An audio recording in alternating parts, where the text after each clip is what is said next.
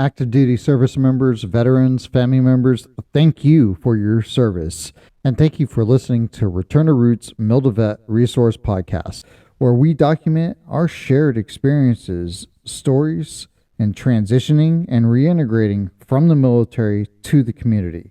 Hosted by two transitioning service members, myself, Chris Elder, and my partner in crime, Jonathan Hernandez. For more information, go to mill2vet.com. If you have little ears, ensure you listen to the content before you allow them to listen. And if you are in crisis and homelessness, suicide ideations, or incarceration, dial 211 Courage to Call for assistance. Now, stand by for the sound of freedom.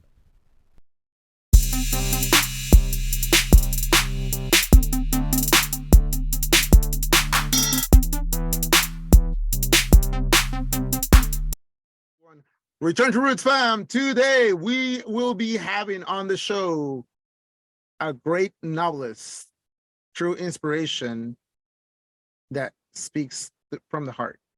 His name is Don Bentley. Without further ado, welcome to the show, Don. You are an absolute inspiration. Your whole history from from the Helos to the FBI to SWAT, not to writing books. Wow, that is a fascinating history. So tell us more about you. Yeah, well, thanks so much for having me, guys. My wife likes to say that I can't figure out what I want to do when I grow up. And so there's probably some truth to that, but kind of like what we were talking about before we started recording. I spent 10 years in the Army as a Apache helicopter pilot and did a year deployment as a air cavalry troop commander in Afghanistan from 2005 to 2006. And then after 10 years, I got out and transitioned to a civilian job. And I think like a lot of folks who serve in the military, I didn't realize how much of who I was tied up into what I did and how much of my sense of purpose I found in being in the military. And so was working at a great company, but I wasn't ready to sit in a cubicle quite yet. And so was lucky enough that the FBI was actively recruiting folks from the military and especially folks with combat backgrounds. So I got to do that for a couple of years and then got out and went to work at a small company that was founded by veterans, was 90 something percent veterans that I worked with, and then have worked for companies like that for about the last 10 years until I could finally decide to write full time. And so I think, coming full circle to that, you have to, when you leave the military, you have to figure out a way to find that sense of purpose again. And some people do it in work. Some people figure it through volunteering, through stuff like that. But I think was one of my biggest takeaways when I left, is I didn't realize how hard a transition that was going to be. And Chris and I, we realized that, and that's as we were talking about before the show, that's part of the reason why we have this. Luckily, Chris and I both, we got lucky, we were kind of away and we started doing this process way before we got out. So at least we got to start it in the before stage. But yeah, man. No, I mean, so what were some organizations, if any, that kind of helped you out along the way? Yeah, so I think I probably came at this from the wrong side of things, which is not unusual in my background. And that when I got out, so I got out in 2007, and the transition process, looking back on it, is very tactically focused, right? Like, here's what you got to do to get your records, to turn in your gear, to do whatever.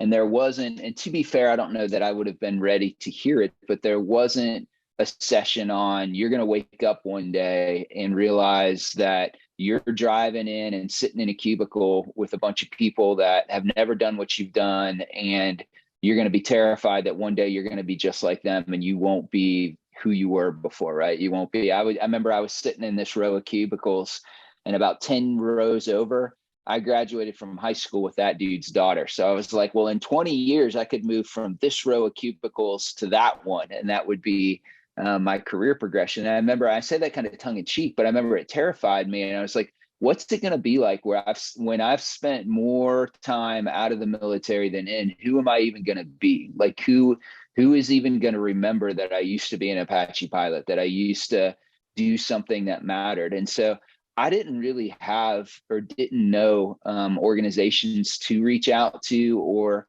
wouldn't have even been able to articulate, I think, what it was I was struggling with. And for me, it was kind of twofold, because I think the second thing that happens is that when you get out of the military, you inadvertently cut yourself off from everybody or anyone who knows what it's like to go through the transition period. And if you're carrying any baggage from the military, like a lot of us who served during the war on terror are or did, and maybe still do, there's nobody in your life anymore that can help you walk through that. And so for those 3 years, it was kind of a dark time for me, because my wife and I were high school sweethearts. We moved back to where our families were. I had a great job. And I just kept thinking, like, everybody is happy but me. Like, what is wrong with me? Why can't I just be happy doing this thing and be happy being here with our families? And then at the same time, like I said, I was trying to process some things that had gone wrong in Afghanistan and didn't have anybody to walk through that with me. And so I think while there are certainly a lot of organizations, and you guys probably can rattle those off better than I am, the thing I preach the hardest is, like, don't walk away from that family, those brothers and sisters of veterans that you had, because you will need them even more once you get out of the service than you did when you were in. And so, like, case in point, my front seater, who was with me on that really bad day in Afghanistan, had been struggling with the same things I had for the same number of years. And we were doing it in silence, right? I never bothered to text him, never thought about it, never did any of that. And so I think as veterans, our shared experience matters, our stories matter, and that when the kind of the cut to the chase, the way I finally found my way out of that wasn't somebody saying anything magic to me. It was another veteran who had also had a really bad day in Afghanistan say it wasn't your fault. And it wasn't, there wasn't anything magic in those words, but I believed him because of that shared experience, right? If you go to the hospital tomorrow and God forbid you get diagnosed with stage 4 cancer, the person that you want to talk to is somebody else who's been on the other side of that, right? That's had cancer, that can walk you through. And so that's kind of my biggest foot stomp, is don't cut off that family of brothers and sisters because you think you don't need them anymore, because you don't think, you're out and they're still in, they're interested in talking to you, or any of those things, because there's power in just sharing your story with other veterans. And I absolutely agree, because the tribe that you have while you're in is what makes us incredibly strong while we're serving. And one of the hardest things for me to kind of get my head around is that I no longer have that same readily accessible tribe. Yeah. And that's why us building our tribe through process of finding resources and attending hiring events. I'm attending hiring events even though I'm not even looking for a job. I'm attending it just to find other like-minded people, and communicate my worries and my stuff with them, and hope that I find someone else that I can also relate with in the moment that I'm in right now. And the thing is, there's so many out there that are going through the same stuff, Yeah. And even, like I said, even if it isn't, that you're dealing with a bad day that happened in Iraq or Afghanistan, it's just the company that I worked had a great veterans affinity network. And so just like talking to people who are on the career path and are a couple steps ahead of you about, like, what transfers from the military, what doesn't, how do you make the adjustment, what should I be looking for in a career? Here's what I liked doing before. What does that translate to now?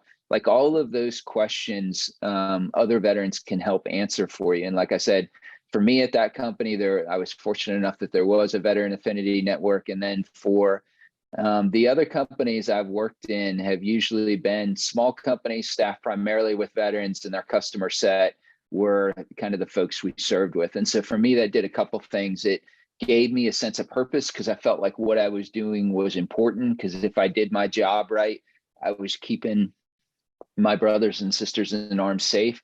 And my coworkers were people who had the same experience that I did. And so that was the way I bridged the gap. You don't have to do that. Certainly there are lots of people who are very successful in going into just normal companies when they're done, but that transition period can be a little bit rocky for sure.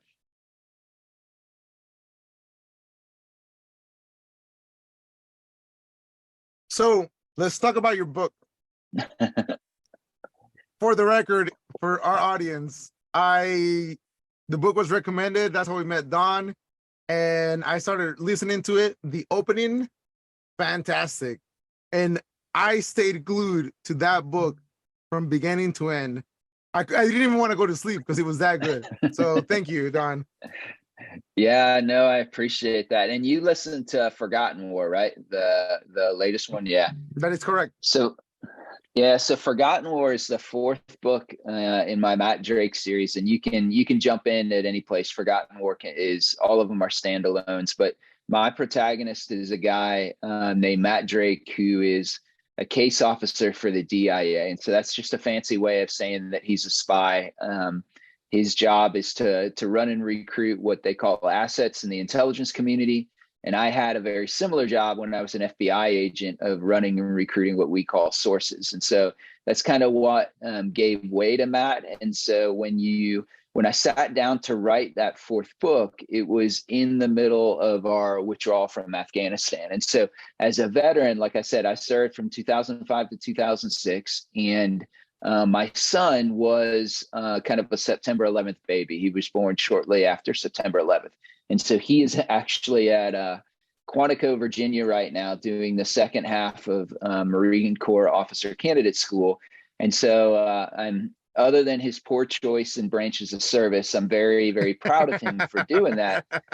But when I was watching Afghanistan crumble, I was of two minds of it, because as a parent who has a son who's now pursuing a career in the military, that I found the idea that he would have to go back to Afghanistan is just abhorrent. I'm like, why in the world, a generation later, would we be sending our sons and daughters back to that godforsaken country? But at the same time, when you started looking at the sacrifices, the brothers and sisters we lost, the 20 years worth of blood and treasure we poured into that place, I don't think anybody who served there wanted it to end like that, and just to watch it kind of turn to dust. And so as I was texting friends who had served and other veterans, the same variation of this question kept coming up again and again. And it was it worth it? Was any of the stuff we did worth it? Were any of the sacrifices worth it?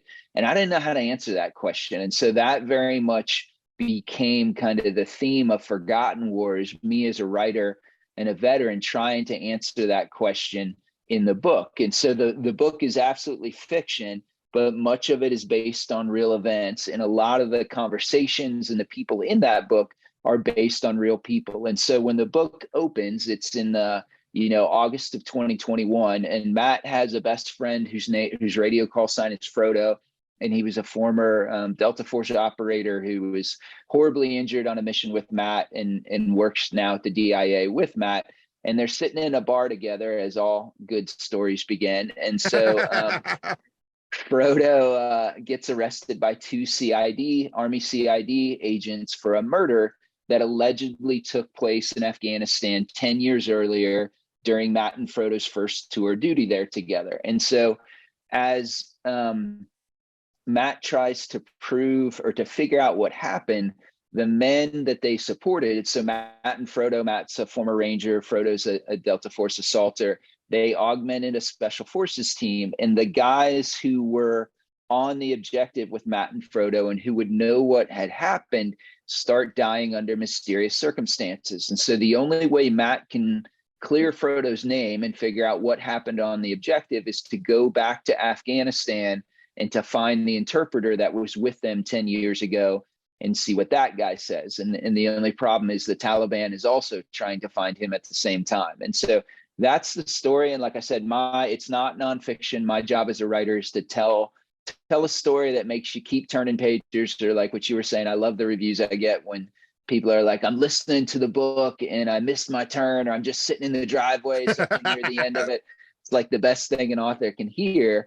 And so that was my job, was to tell a really great story. But it also, I think, if you can at the same time open up a window to say, here's what the men and women who served during that time, here's what they're feeling about Afghanistan, here's what they're feeling about their sacrifice and their deployments and what they gave up, only to see it kind of turn to ash in front of their eyes. So that's Forgotten War.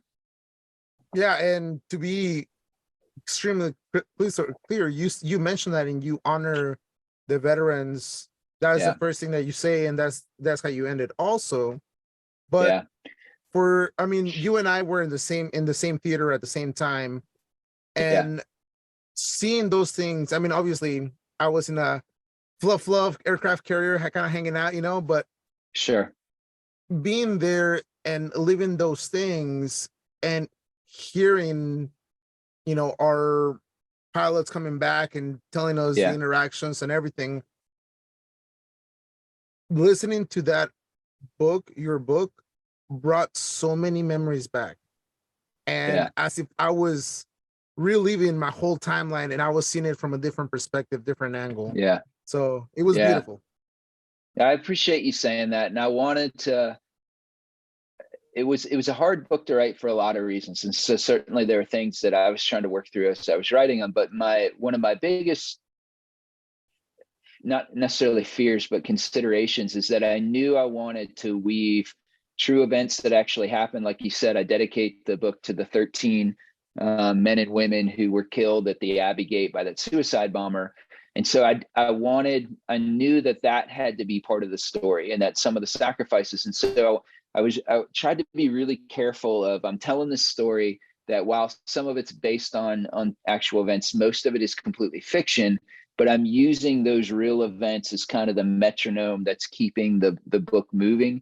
And I wanted to make sure that I was paying the respect and the honor to those folks who had made the final sacrifice that they deserved. And so that was something that I was very, very conscious of doing, and very deliberate, was to say, here's a fictional story, but the emotion behind it is real. Some of the events behind it are real, and certainly the way that people were dealing with it are real, because it's how I dealt with it. It's how you dealt with it. It's how our friends dealt with it. And I wanted to try and wrap all that up in the book for sure.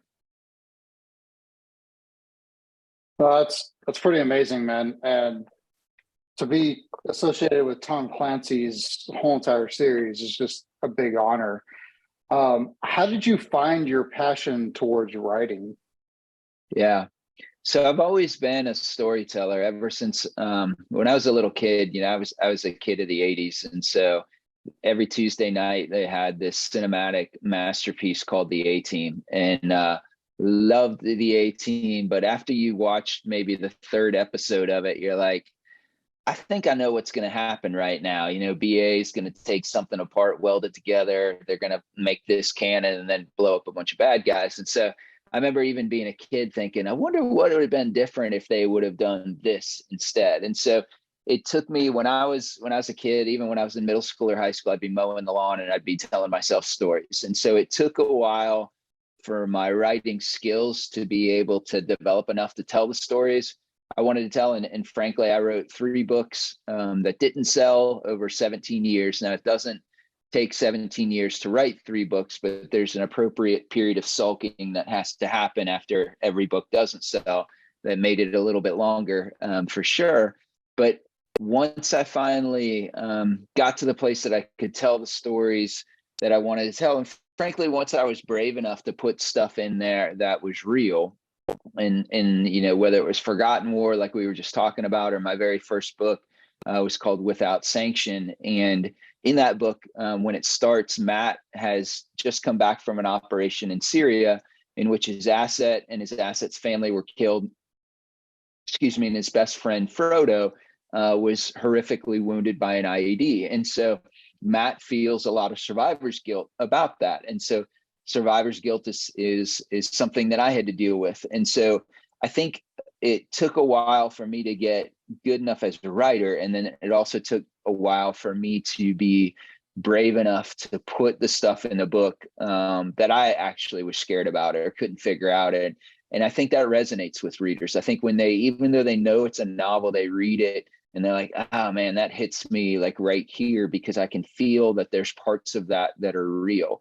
And so I'm lucky enough that my editor is also the editor for the Tom Clancy series. And so Tom Clancy passed away about 10 years ago, but just like George Lucas created Star Wars and then invited a bunch of writers in to make that universe bigger, the Clancy estate has given the publisher the ability to go out and find writers and bring them into the estate and make that bigger. And so I just had my third Tom Clancy book that's called Flashpoint come out about 2 weeks ago. And my fourth one is called Weapons Grade. And that actually comes out in September. And then next year, I got the opportunity to take over the Vince Flynn Mitch Rapp series. And so my first Mitch Rapp book will actually come out in 2024. So it's really neat. It seems like it's been happening very quickly. But the first 17 years and those 3 duds of a book did not feel like they happened quickly at all. But I mean, to be fair, what do they say? Every overnight success is paid with at least 10, 20 years of experience. You know what I mean? Absolutely. Absolutely. And that's what, when people ask about that and they're like, hey, what about those first 3 books? Are you gonna try and go back and sell them? And I'm like, absolutely not. Like, there's a reason why they didn't sell. And if you want to be a professional woodworker, right, and your garage is probably full of a bunch of ugly stuff where you were trying to figure out, how do I make this joint, or how do I make these cuts, or and those pieces are all over your garage. And for me, I think that's what those first 3 novels were. I was still trying to learn my craft. I was still trying to get good enough to actually write something that people would want to pay money for. Yeah, one day I hope to aspire to become an author, and that's kind of one of the things I really want to work on. It's one of my personal goals. I keep talking about it. I need to actually just start writing. That's the biggest thing. I need to start writing. So your experience, obviously, as an Apache pilot, FBI, has been insurmountable. And one thing that kind of captured my interest was when you were talking about that feeling that you had, that you didn't want to be like the other guy in the cubicle. I wrote down cubicle Tetris, the 20-year Tetris to other side. So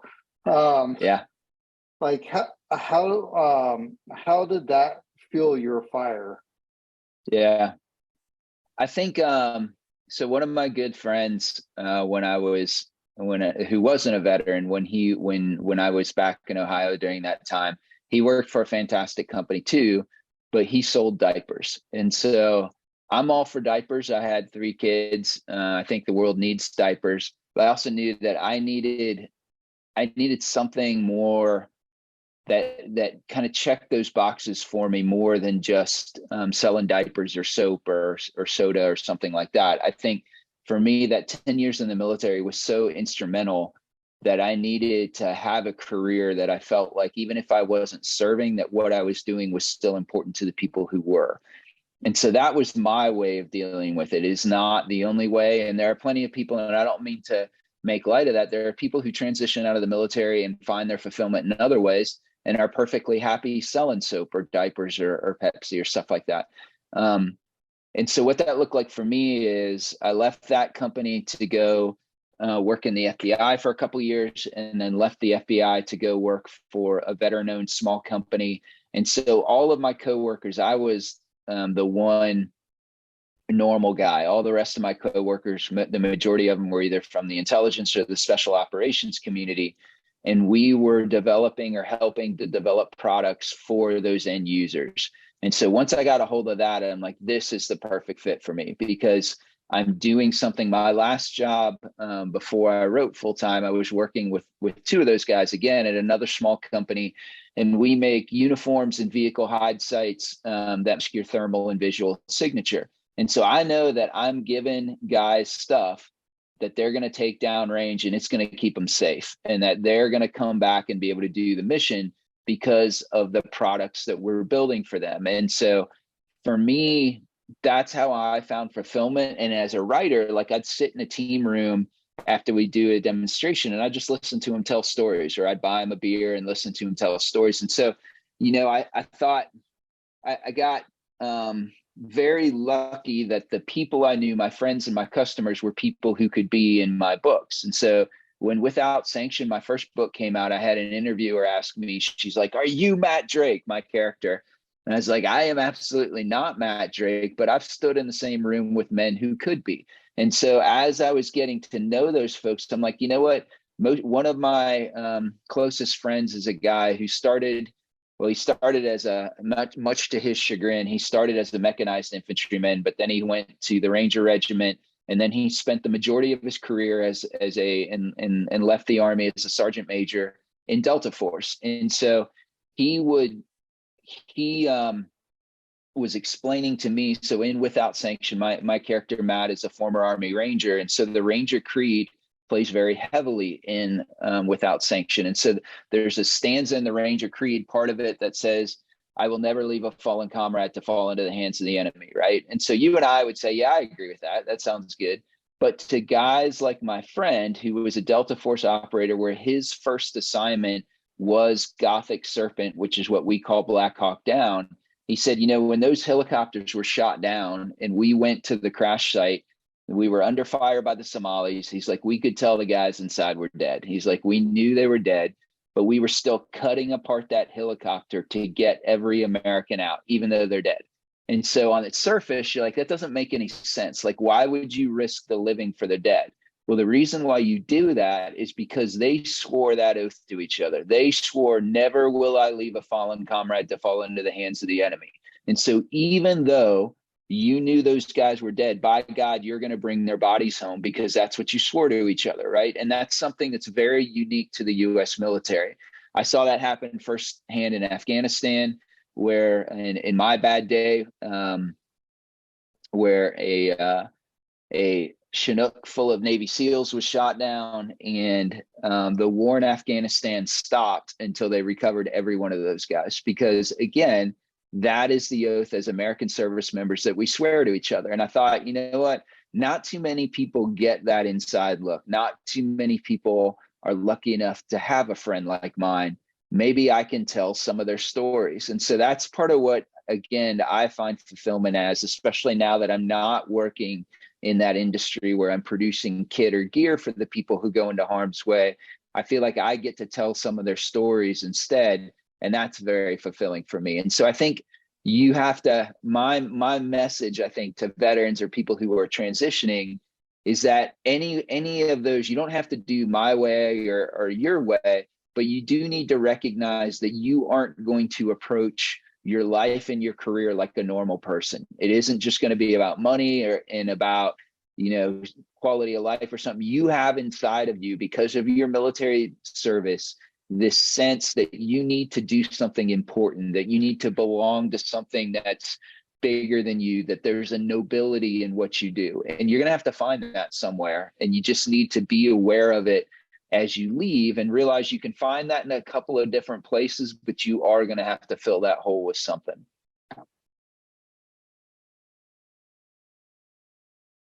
That was beautifully said. We have the honor and pleasure of having interacted with the San Diego Veterans Coalition, and a guy that I can never stop talking about. His name is Maurice Wilson, and he speaks about that. He speaks on that. You were talking earlier about having to go through what is, you know, what we call the downward spiral, and no matter what, you go down these negative thoughts. And if you're just doing it by yourself, it is so difficult and more painful. The minute that you allow yourself to open up and reach out, and most of the time you don't even know that you're doing it, right? That's the hardest thing. You don't know that you're doing it, but once you realize it and you start doing something about it, you come up to this conclusion, like you said, that, you know, you need to reach out, you need to stay connected, you need to have a higher purpose and a mission, you know. And thanks for sharing that. Like, seriously, thanks for sharing that. That is something that I know, especially some of our junior service members, they're just in such a hurry to get out. Yep. You know, I'm tired of this. I want to get out. I just Yeah. don't care about it no more.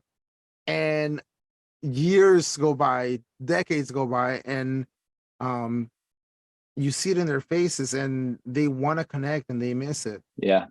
Yeah, absolutely. There's an organization called the Travis Manion Foundation that's been pretty instrumental in our life. It's the foundation is run by Ryan Manning, who is the sister of Travis Manning, who was a recon Marine and was killed. He was an Annapolis grad. He was a first lieutenant, was killed, I think, in his second tour in Iraq. And so she has this foundation where she gathers veterans and give, you know, for a sense of purpose to do projects and stuff. And so the chapter lead in Austin, where I live until recently, is an incredible woman named Monica Velez, and she is a double Gold Star sister. So she lost a brother in Iraq and another brother in Afghanistan.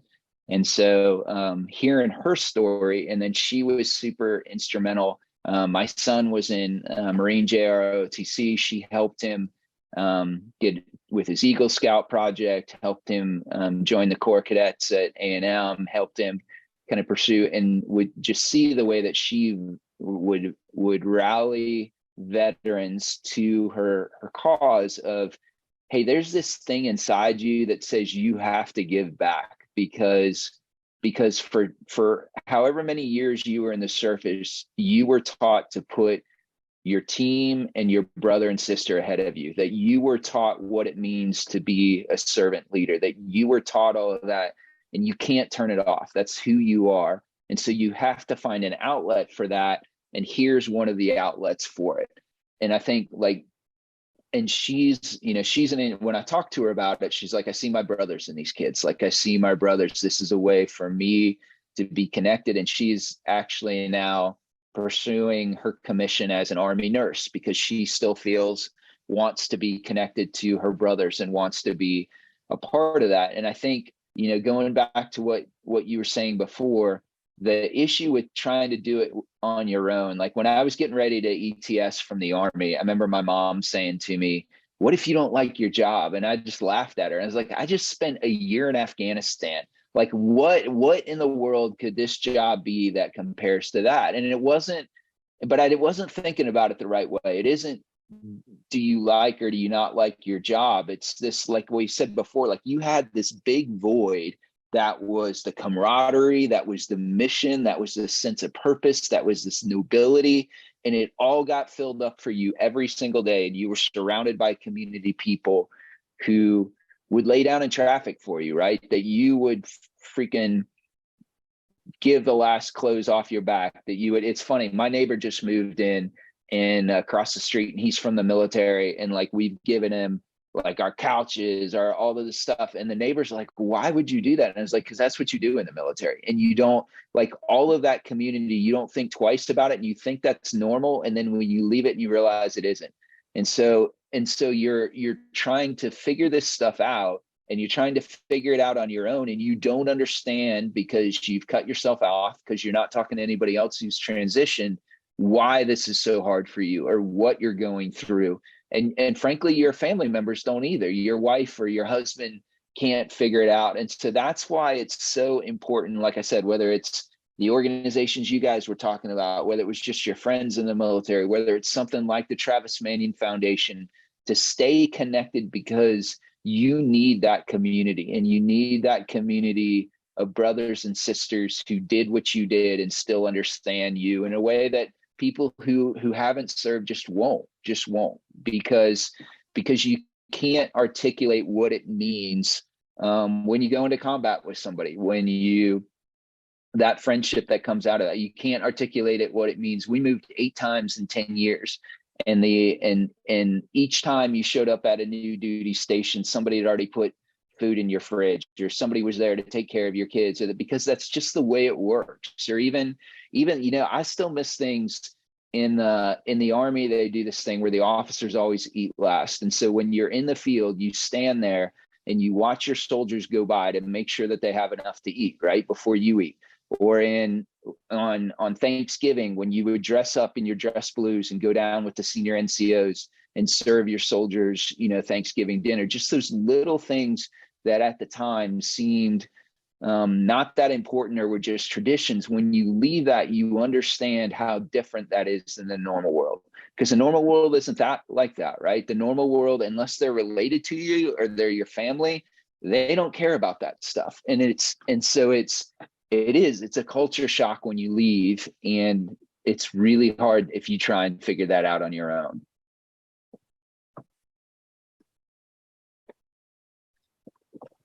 Yeah, man.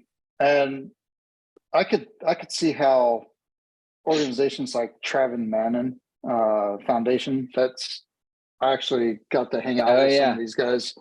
They're looking for mentors. So anybody that's listening, go to travismannon.org and it will take you straight to their website. And they're looking for mentors. It's a great organization. Phenomenal for a lot of the service members. They're gone. You got to think about it. They're out taking care of the country, and this is an opportunity to give back. And one thing that we're always kind of driven to continue to do is service. And you said it, you wanted to serve. Do you feel that your writing and your mission and your purpose, you're actually helping others deal with their service?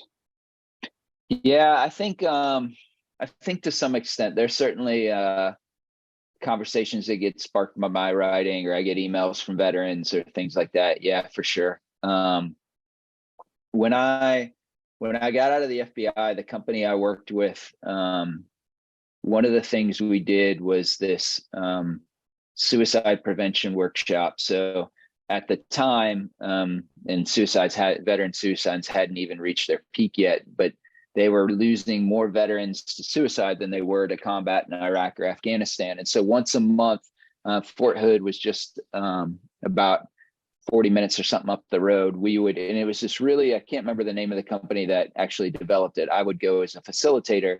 And so as the kids would come back from combat, the unit, they would have to come into the auditorium and they think it's another stupid kind of like anti-suicide briefing. But what they had rigged up is they had these actors who would, act out this scene of, a wife coming back from deployment and trying to integrate again with her family, or, a husband or a battle buddy or something. And you would act it out for the audience and then stop. And then you would talk about it. And I'd ask the audience, like, what do you think here? What do you think they should do next? And they could pick one of those things. And then in real time, the actors would act out that scene. And that was it was a hard thing to do, but it was one of the most rewarding things, because afterwards, then you get the kids that would want to come up and talk about, what it meant to spend a year away from their family, what it meant to lose people in combat, what it meant. And so, that was a super rewarding thing for me. Certainly getting to write books and travel. I get to see at my last book launch, there's one of my soldiers from Afghanistan. He comes every time.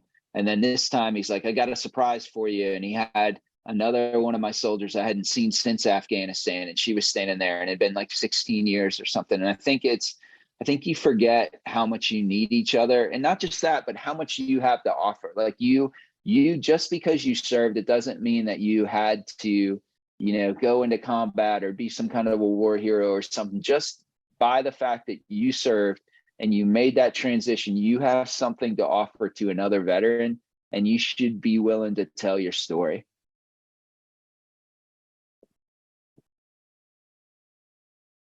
I agree, bro. And I think it's very therapeutic to be able to get all that out.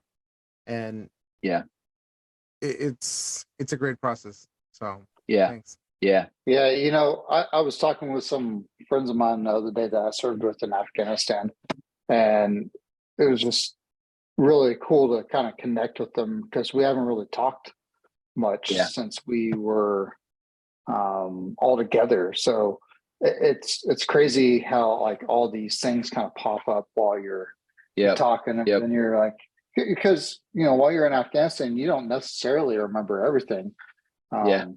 And so Yeah. actually talking with other people that were there with me, they kind of remember little tidbits, and we didn't really talk about it much right after, we just kind of, compartmentalized it, and you shove it down a hole.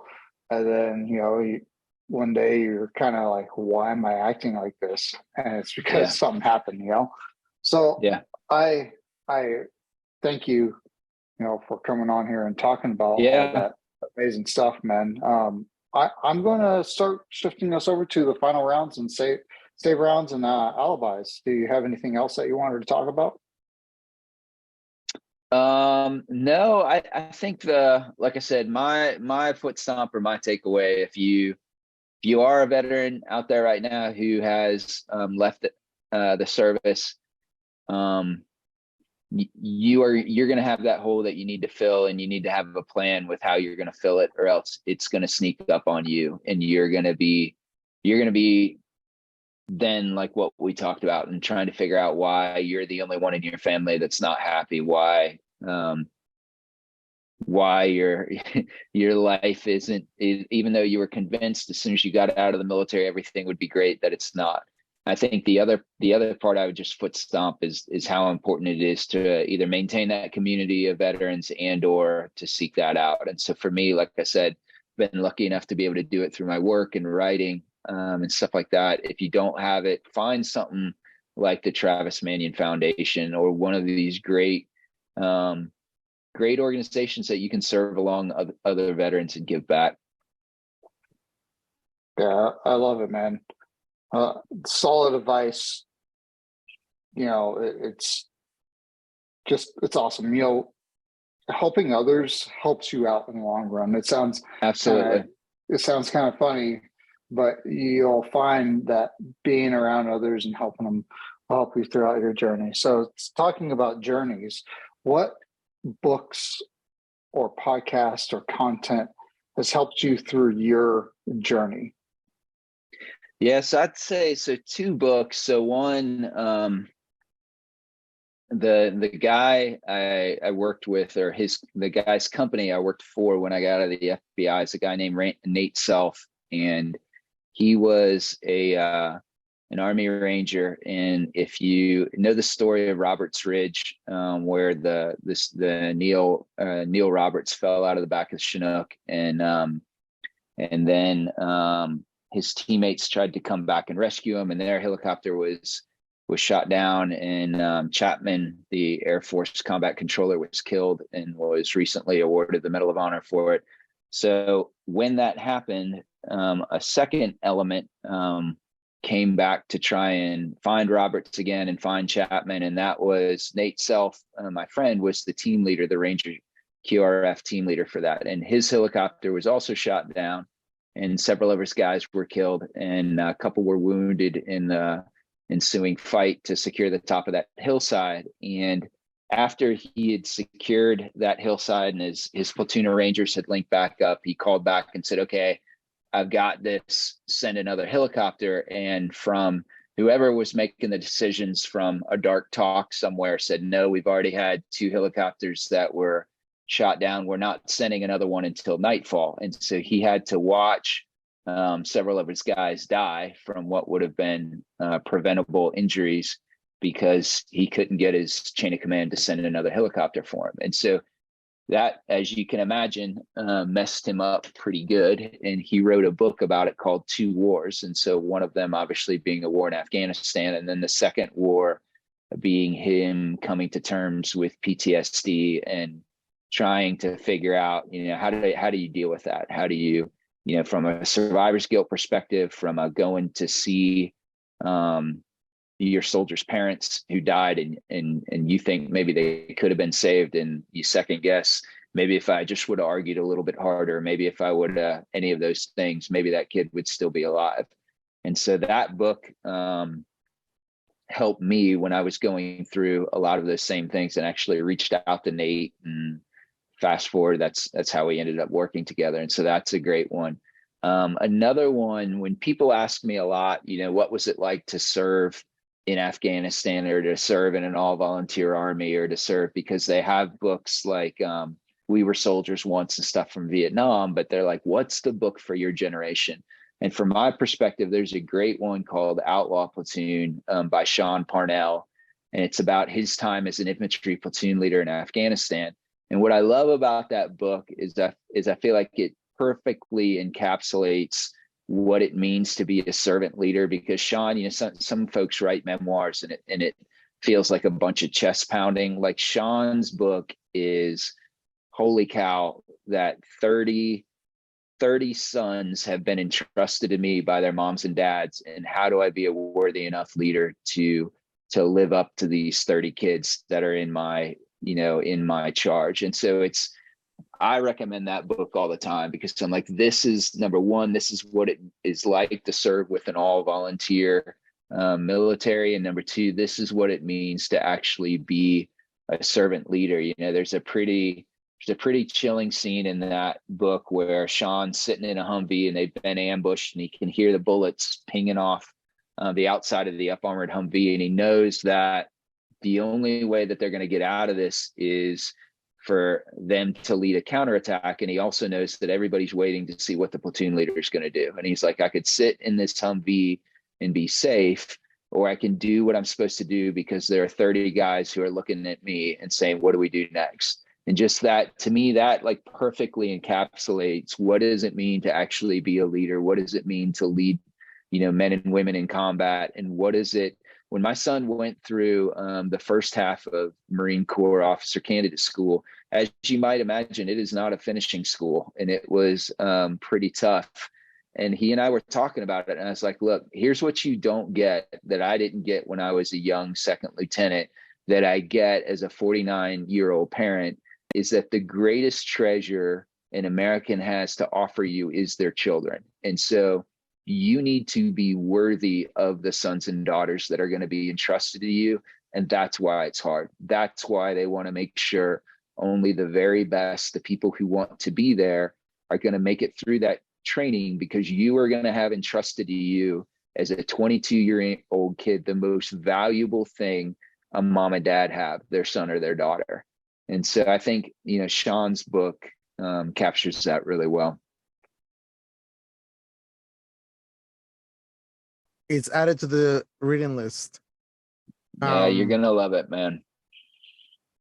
So I have 2 for the price of 1 kind of question. Yeah. What advice would you give yourself before you join the military? And what advice would you give yourself before you transition out? I think what I would tell myself before I joined the military is don't play it safe. Like, do the things that are outside your comfort zone, ask for the hard jobs. When our first assignment out of, this was back before September 11th, it was like 98 or 99 or something like that, out of flight school, was South Korea. And I desperately didn't want that. I wanted to stay stateside. That was, for a young officer, was the perfect way for me to learn my job. And my wife ended up being able to come with me, and we didn't have kids. And we had so much fun doing something we would have never chosen to do.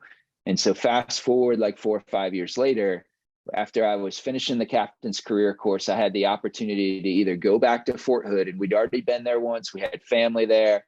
I thought that when I got out of the Army, maybe I wanted to live there, or we could go with a unit to Germany. And I was like, we're going back to Fort Hood. I actually called my boss up, and I'm like, hey, we're coming. And he's like, yep, I got a job for you. And as we're sitting there, I knew my wife wanted to go to Germany, but she's like, it's your career. We'll do what you want. And as we were sitting there, we prayed about it before, and I was sitting there with my assignments officer, and he's like, okay, so you're going back to Fort Hood. And I just felt, I felt like God was actually saying to me, no, you need to go to Germany. And there were so many. And so I said to him at the time, I was like, hey, can I take a minute and go out and pray with my wife real quick? And he's like, I've never had anybody ask me that, but yep, you can do that.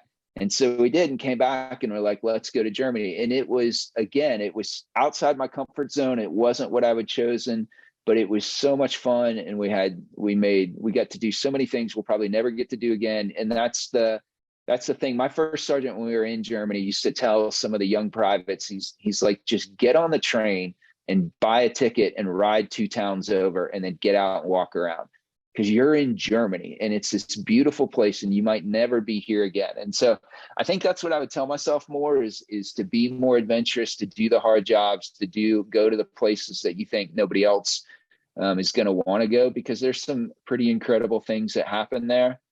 And then for the transition side, I think what I would say is you're going to need that, like I said, you're going to need that community of veterans more than you think you are.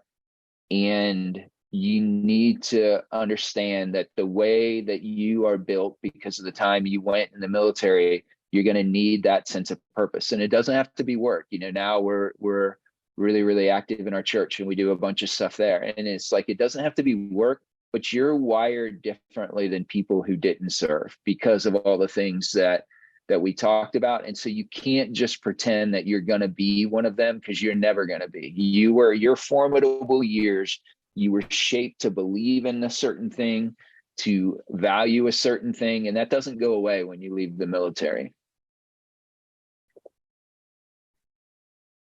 Man, I love it. Get out of your comfort zone and then get out there and find your tribe. I love it. 2 things I could definitely get along with on that.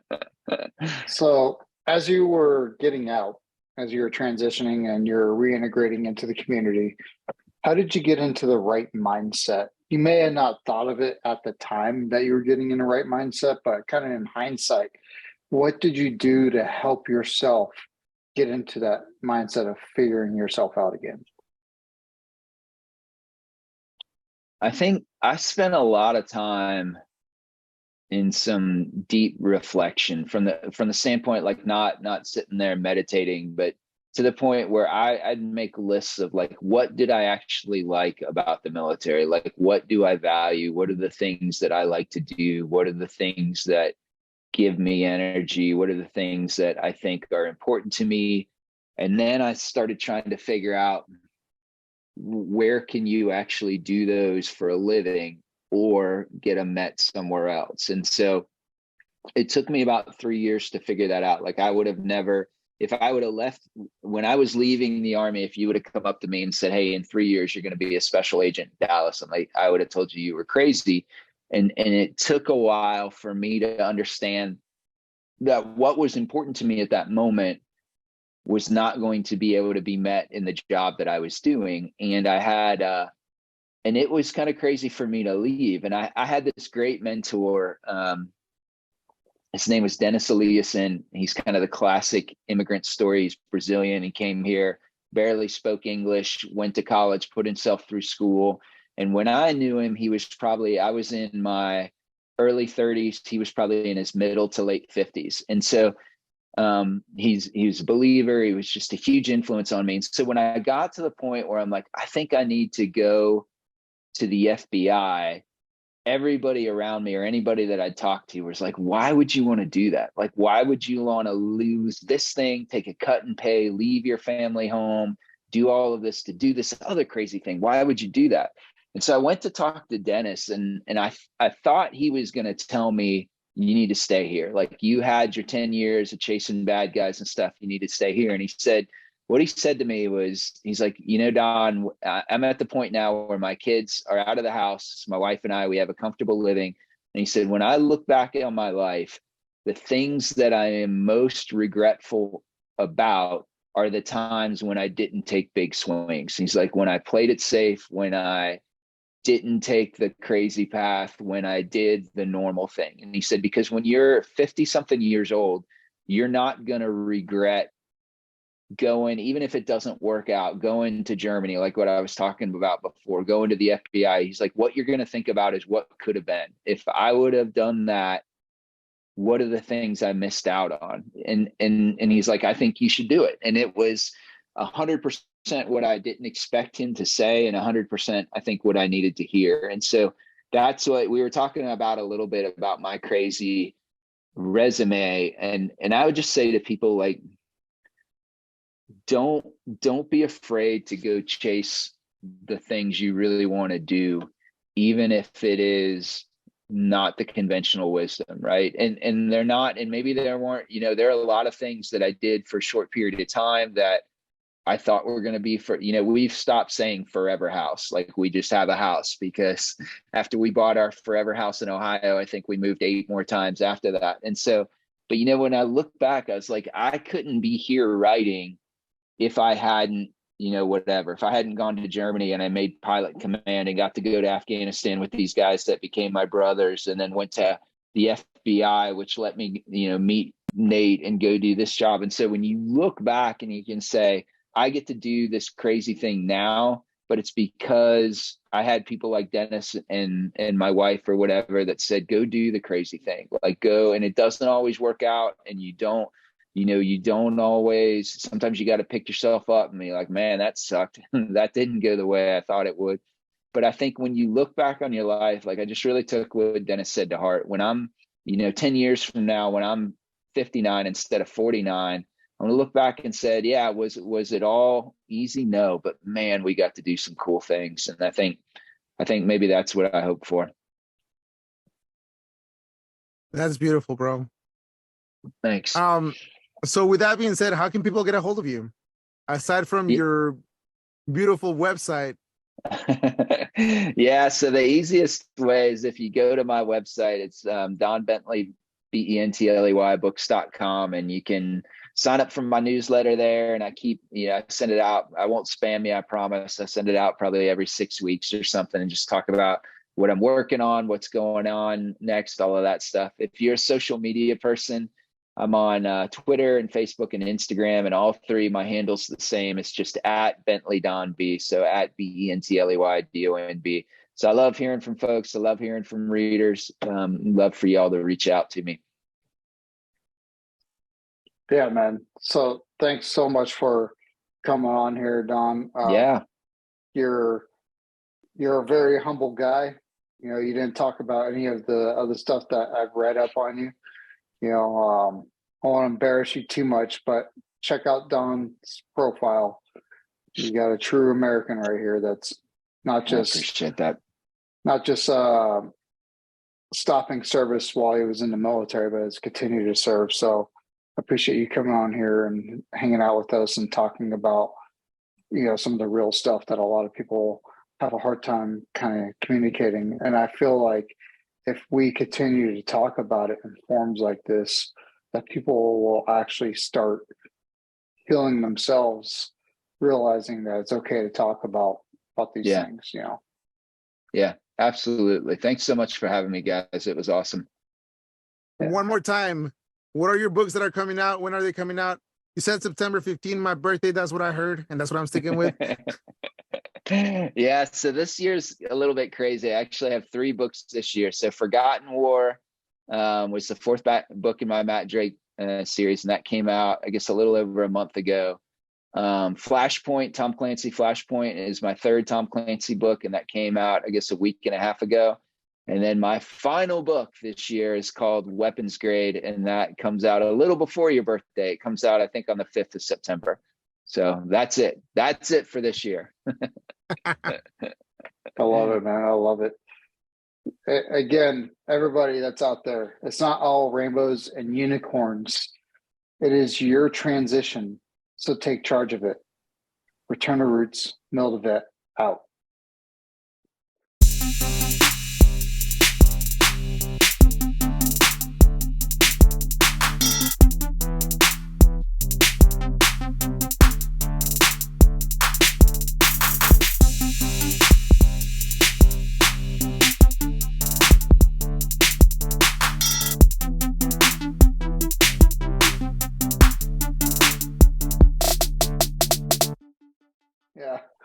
Yeah, I look forward to reading your series. I'm like, oh, Matt Drake series. Okay, cool.